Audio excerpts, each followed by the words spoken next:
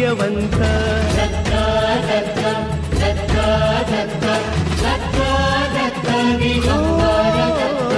अवधूत चिंतन गुरुदेव दत्त गुरु आमचा तू आम्ही भाग्यवंत नसे जन्म मृत्यू नुरे काही खंत न प्रारंभ मध्य नसे काही अंत